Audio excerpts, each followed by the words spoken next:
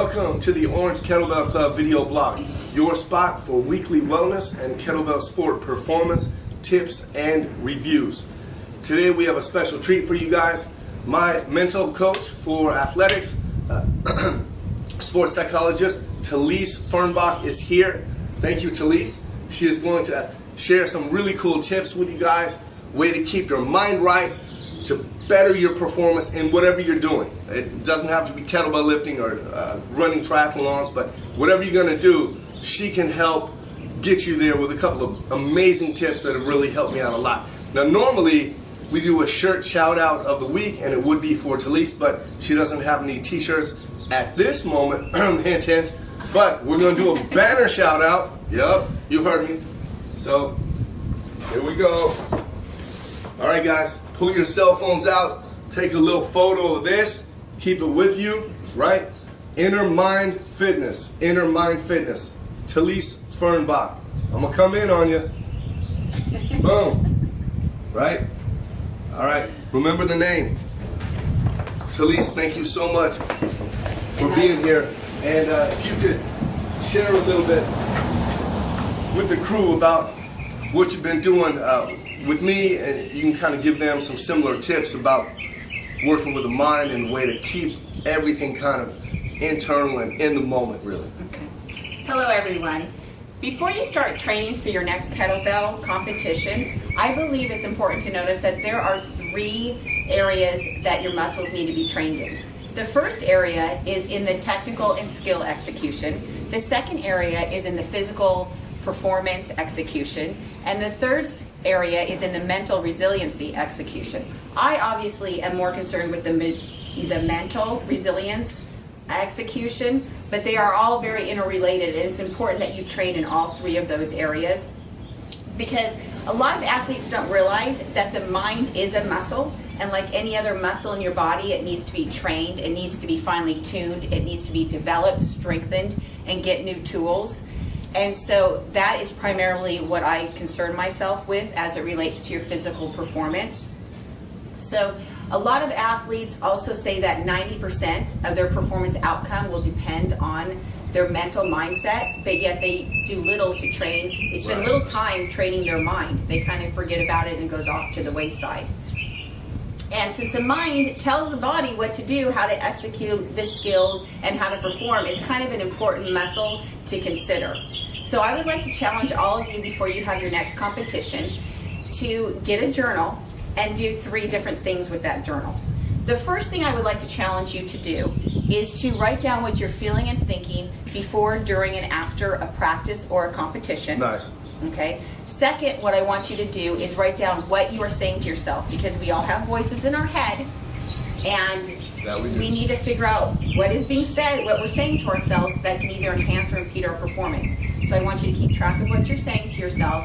And third, which is really, really important, I want you to keep track of what you're saying, what you're focusing on before, during, and after a competition or a practice. Because what you focus on is incredibly important. For example, before the competition or before a practice, are you dreading it? Are you feeling stressed? Are you feeling anxious? Are you feeling the pressure? Are you beating yourself up? Or are you energized and excited to go to the training or the competition? Second, during the competition or during a practice, but mostly during a competition, when you're sitting there, where is your focus? Is it an inward focus, or is it focusing on the competitor next to you? What is their number? What is their time? How are they doing? Do they look like they're running out of steam? Or are they energized? Are they going to beat me? Am I going to lose to them? Right. All those things are in your head. Are you focused on the competitor? Are you focused on the outward focus of your time? How am I doing on time? Oh my gosh, it takes you out of your performance. Are you focusing on the number of reps you're doing? Right. Is that taking you out? Are you focusing on the judge? Did the judge get that rep? Did they catch that? I don't think they clicked the button. I don't think I'm gonna win. Oh my gosh. Don't get pulled away, right? You just get out of control in that area. And then, or the audience, are you worried about what the audience is thinking? Okay. If you're judging yourself, you're doing emotions with yourself, it's not a good idea. You need to keep an inward focus. So one technique that I use that is very, very powerful, it's called cue words. And cue words are statements actually the words that you say in your head that will elicit a desired physical response.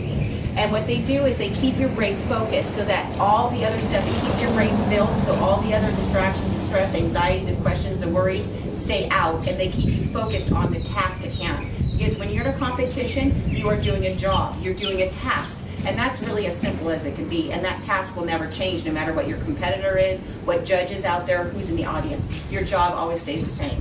So I'd like Jason to briefly share with you a few of the keywords that he's used that we've developed to help him in his performances. Right, thank you, Talese. Yeah, a couple of the words that I've chosen that I really liked were the first one being earth and the second one being sky. So I perform long cycle, which is the clean to the chest with the kettlebells, right? And then this is earth, right? Because basically it's my foundation. I'm grounded, I'm set. We have to achieve lower fixation anyway, where the bells are not moving and we're here, straight legs, relaxed. Now I'm sound. That's earth, right? And then sky triggers sort of the idea of just light, weightless air, but also shooting upward. And that's going for it. Right. That's what we have to do with the jerk. So simple, right? Earth and sky. And those words are nice because they keep me kind of focused inward, right? That inward focus Talese was talking about, and I have less of a chance of meandering aimlessly with my mind, which can stir up nerves, anxiety, this and that, and raise the heart rate and blood pressure and all that, and then the energy goes down and I lose reps, lose the competition, whatever. So those two words are really nice because they kind of keep me grounded and focused on the moment. More of that process orientation versus goal or numbers orientation, right? Right. There's a saying, you take care of the process and the outcome will take care of itself. Oh. The process takes care of the outcome. So focus on the process, stay in the moment, the task at hand, and that's what training the mind is. A very sound and mentally trained mind can go outward and inward on cue. And it takes practice and it takes training. But once it is, your brain is the most powerful competitive tool, and it's your soul companion. So happy competing and enjoy your training. Thank you. Oh, awesome. Thank you so very much. This has been Talese Fernbach. Thank you again, Talese, for showing up and being our guest today.